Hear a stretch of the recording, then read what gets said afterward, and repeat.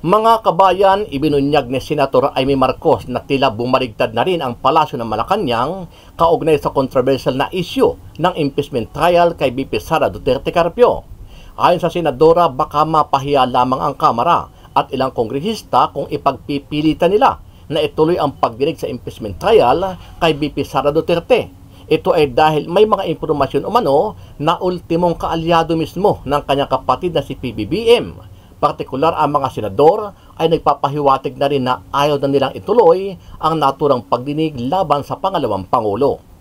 Mismo yung admin, sa palagay ko, interesado na mawalang visa na yan kasi kinakabahan din na matalo.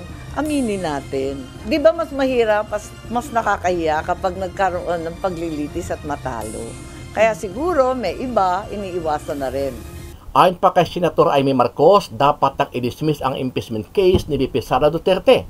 Ito ay dahil gahol na ang oras kung saan ay papasok na ang 20th Congress at wala nang kasiguruhan kung papabor ba ang mga bagong senador upang ipagpatuloy ang nasabing impeachment trial. Para sa akin, personal lang, walang resolution to, dapat i-dismiss na ito kaagad. Dahil unang-una, hindi na talaga kaya matapos. Bago yung 19th Congress, may sariling rules ng Senado. Pero, ang totoo, I have very serious concerns about the validity of the impeachment complaint arriving here in the Senate. Maliwanag naman na ito ay napila pa noong December 2024. Kung matatandaan, lantarang binanatan ni SP Chis Escudero ang mga kongresista, maging ang pinuno nito na si House Speaker Martin Romualdez Jr. Ayon kay Escudero, kung nagiging sunod-sunuran ang mga kongresman sa kanilang pinuno na si Martin Romualdez, ibahin nila ang Senado dahil wala silang karapatan na diktahan ang mga senador maging siya mismo bilang Senate President. Ang mga kongresista tila nasasanay na diktahan ang Senado kaugnay sa gusto nilang mangyari sa impeachment. Pues kung trabaho ng ilang mambabatas na maging sunod-sunuran kay Speaker Romualdez na gusto, klaro itong impeachment na ito, hindi namin trabaho yan sa Senado. Hindi ko rin trabaho yan bilang tagapangulo ng Senado. Para sa akin, gagampanan namin ang aming tungkulin ayon sa aming paniniwala na tamang proseso na naayon sa batas. Iginiit din Escudero na hindi sila nakialam sa Kongreso noong inupuan nila ang nasabing impeachment complaint na tumagal ng halos ilang buwan. Kaya wag sana nilang madaliin at diktahan ang Senado sa kanilang dapat gawin dahil sumusunod lang sila sa tamang proseso. Nung inupuan nila na mahigit 2 buwan itong impeachment complaint, may narinig ba sila sa amin? Nakalagay din sa rules nilang immediately ibibigay ng SecGen yung impeachment complaint sa Speaker. Hindi nila ginawa yon sa loob ng mahigit 2 buwan. May narinig ba silang reklamo sa amin? Ginalang namin ang kanilang pasya, proseso at pagdidesisyon. Yan sana ang inaasahan ko rin sa kanila. Subalit maging ganun pa man, hindi ko pwede silang gawin, piliting gawin o hindi gawin ang partikular na bagay. Gayon din sila. Kung nais nilang maging sunod-sunuran sa gusto ng kanilang speaker, pues hindi po namin trabaho yan. Ano ang masasabi mo dito, kabayan? Kung ikaw ang tatanungin, sang-ayon ba kayo na ibasura na o ipagpatuloy pa ang impeachment trial na nakabinbin sa Senado laban dito kay VP Sara Duterte? Sama-sama nating panuorin ang buong video at pakicomment nyo po ang inyong mga reaksyon at sariling opinyon. Pero bago yan, sa mga hindi pa po nakasubscribe sa ating channel na Kabayan News PH, pakipindot po ang subscribe button at pakiclick na rin ang notification bell para lagi kayong updated sa mga bagong upload natin na legit at napapanahong balita. Marami pong salamat. Nag-file po na impeachment complaint ang grupo ni Congresswoman Franz Disyembre. Hindi po ginalaw ng Kamara yan sa loob ng kulang-kulang 3 buwan. Hindi naman siya sumigaw ng delay, pero nakalagay sa rules ng Kamara, immediately ibibigay ng SecGen ang impeachment na final sa Speaker. Immediately, hindi forthwith. Hindi naman po nagreklamo si Congressman Castro. Ngayon nagrereklamo siya, samantalang inupuan nila, matagal din yan nung yan ay nasa Kamara. Hindi namin sila pinakialaman. Ngayon, hindi rin nila dapat panghimasukan ang Senado. Dapat nang mag-caucus sa mga senador kaugnay sa impeachment case laban kay Vice President Sara Duterte. Ayon yan kay Senadora Amy Marcos. Ito'y kung maaaring tumawid sa 20th Congress at kung magkukonvene bilang impeachment court ang mga senador ng 19th Congress. Ayon kay Marcos, sa ngayon ay malabot maraming options kaugnay sa kaso ng paglilitis laban sa vice-presidente. Definitely, pag-uusapan ng maigi. There's so many options and so many malabo. Kaya gusto natin yung pinaka-sang-ayon sa batas at yung pinaka mabilis din kasi, well, ilang araw na lang to, no? 3 araw na natitira. Wala na mapapag-usapan. Kung itatawid hanggang sa 20th Congress, isang tumataginting rin na tanong yun. Hindi natin alam. Kaya dapat pag-usapan ng maigi. Kaya inaanyayahan ko nga si SP, mag-caucus na kami. At maraming nalalabuan, maraming opinions. Di ba nag-manifest na si Senator Tolentino, nagsalita rin si Risa, nagsalita rin si Coco. Kailangan yata pag-usapan ng lahat kasi hindi lang yung tatlo ang may opinion dyan, kundi ang bawat senador. Bernard, baka mapahiya lang sa numero. Ito ang inihayag ni Senador Amy Marcos kung bakit sa tingin niya ay mismong administrasyon ay may mga grupong nagsasabi na wag nang ituloy ang impeachment case laban kay Vice President Sara Duterte. Joint effort ang pagbubuo ng resolusyon para sa pag-dismiss ng impeachment case ayon kay Senador Amy Marcos. Paliwanag ng senadora, kanya-kanya silang ambag sa draft ng aprobisyon habang may pagkakataon din na napag-uusapan ito sa floor ng ilang mga senador kasabay ng sesyon ng plenaryo. Aniya, lahat ay naghahanap ng solusyon sa mga issue kaugnay ng impeachment. Kabilang na dito ang usapin kung patatawarin ang impeachment sa 20th Congress. Gayon din kung magtitipon ng ang impeachment court o kung i-dismiss ang kaso. Inaalam din nila ng ilang senador kung ano ang ibig sabihin ng forthwith, kung nag-delay nga ba ang Kongreso at kung may violation na ito ng 1-year ban sa pagsasampa ng impeachment case. Ayon kay Senador Amy, bagaman walang draft ng naturang resolusyon na nakita siya mula sa admin side, suspetsya niya na maging ang mga hindi maka-Duterte ay interesado rin dito. Mismo yung admin, sa palagay ko, interesado na mawalang visa na yan kasi kinakabahan din na matalo. Aminin natin. Di ba mas mahirap, mas nakakahiya kapag nagkaroon ng paglilitis at matalo? Kaya siguro may iba, iniiwasan na rin. Para naman sa presidential sister, nais niyang questionin ang proseso ng pagsasampa ng impeachment ng Kamara sa Senado. Ito ay dahil hindi agad na ipinadala ang kaso sa Senado at naka-4 na impeachment complaint pa bago ito iproseso ng mababang kapulungan ng Kongreso. Para sa akin, personal lang, walang resolution to, dapat i-dismiss na ito kaagad. Dahil unang-una, hindi na talaga kaya matapos bago yung 19th Congress, may sariling rules ng Senado. Pero ang totoo, I have very serious concerns about the validity of the impeachment complaint arriving here in the Senate. Maliwanag naman na ito ay napila pa noong December 2024. Bernard, dahil sa dami ng argumento sa impeachment, sinabi ni Senador Amy Marcos na inaanyayahan niya ang mga senador na magkaroon sila ng caucus o pagpupulong upang mapag-usapan ang magkakaibang opinyon. Inaasahan ng senadora na isasagawa nila ang caucus bago ang June 11 kung kailan nakatakda yung pagbabasa ng Articles of Impeachment na siyang hudyat ng pagsisimula ng paglilitis. Ito ngang kumakalat o kumalat na draft ng resolution para nga sa pagdi-dismiss ng impeachment case kay Vice President Sara Duterte. Ito nga ay inamin ni Senador Ronald Bato de la Rosa na siya yung isa sa mga gumagawa ng draft nito dahil mayroon pa ring ilang mga draft nila na kumakalat din na hindi naman nila masabi kung sino-sino yung mga gumagawa noon. Ngunit ang sabi niya Senadora de la Rosa, kung hindi ngayong linggo ay sa susunod na linggo nga nila ito ifa-file para ito mapag-usapan bago yung huling sesyon o bago ang huling sesyon ng 19th Congress, which is yun nga yung June 11. Sa ngayon, wala pa rin kinukumpirma ang panig ni Senador De La Rosa kaugnay nito.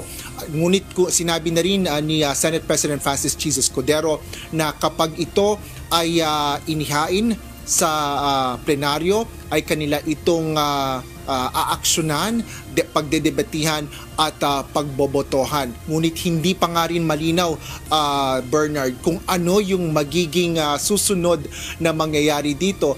Naninilinaw nga natin sa ilang mga mambabatas dahil may iba-iba silang mga opinyon kaugnay dito sa kung ano ang mangyayari, kung sila ba ay papayagan ba na sila ay magbotohan, kung sa kaugnay nga sa pagkukonvene nila bilang impeachment court, na sinasabi naman ng ilan na ito ay otomatiko dahil ito ay tinatawag ng konstitusyon, alinsunod nga yan doon sa batas na sila ay dapat mag-convene bilang impeachment court. Ngunit may sinasabi ang iba namang senador na ito ay kukwestiyonin pa dahil mayroon silang kagaya nga ng sinasabi ni Senador Amy Marcos na yung validity pa lang nitong articles or paghahain ng articles of impeachment ng Kamara sa Senado ay ay invalid na nga, na isa yan sa mga argumento na inaasahan nila na mapag-uusapan pagdating ng June 11 sa susunod na linggo. Mukhang tagilid na talaga at ayaw na ng mga senador itong ituloy ang impeachment ni VP Sara Duterte. Woot woo! What, wala tayong impeach na gano'n, ano? Woot woo! Di ba ho? So, bakit ko nasabi? Kasi meron ngayong kumakalat na resolusyon. Linawin nga natin, ano ba yung resolusyon na yan? Yung resolusyon na yan, kung saan ay sinasabi, tigil na yung katarantaduhan nyo. Yung katarantaduhan ninyo, itigil nyo na. Wala naman matutunguhan yan.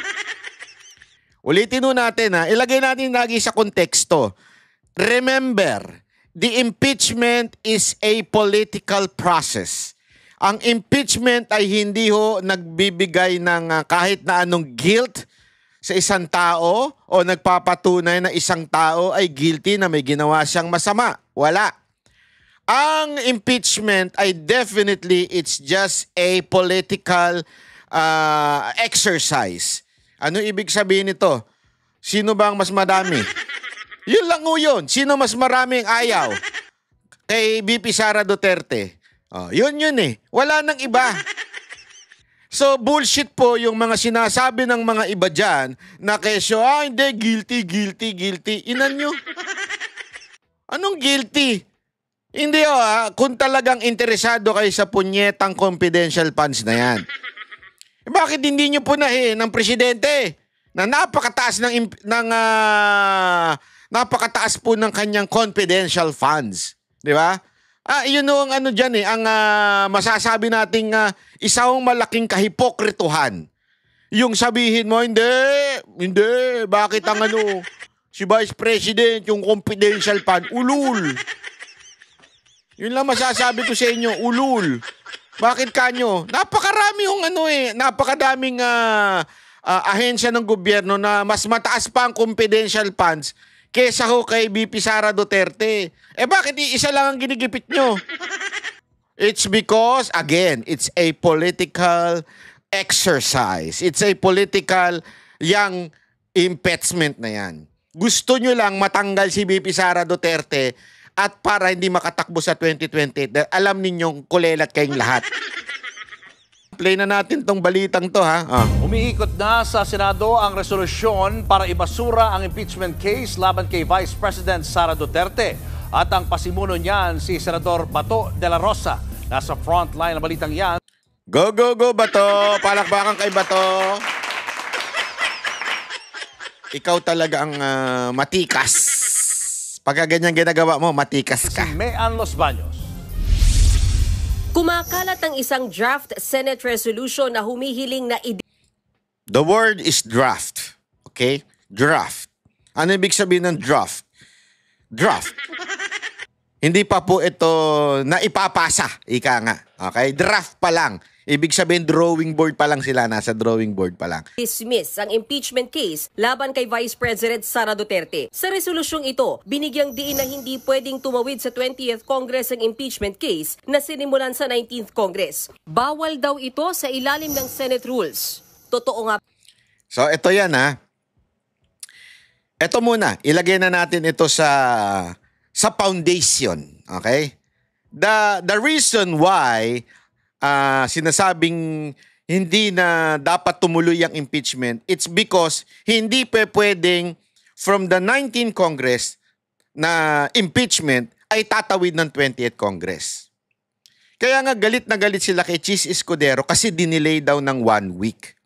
I think 1 week 2 ginawang 11. Siguro more than 1 week. Okay? So, mga 9 days to be particular. 2. Kaya lang kasi siyempre, sa kalendaryo ng may pasok sa Senado, more or less 1 week yan. Okay?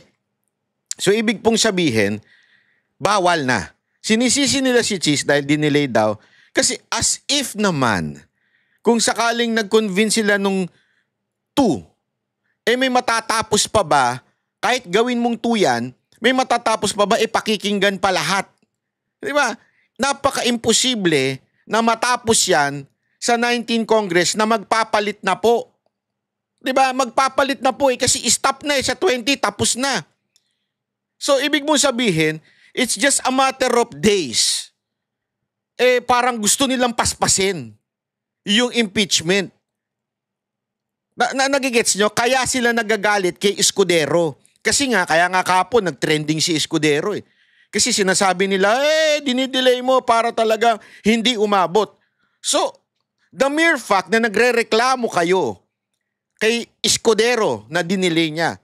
Kasi alam ninyo, questionable ang paglipat from the 19th Congress to the 20th Congress. Nagigets ninyo? Ang simple, galit na galit kayo kay Escudero dahil idinelay niya.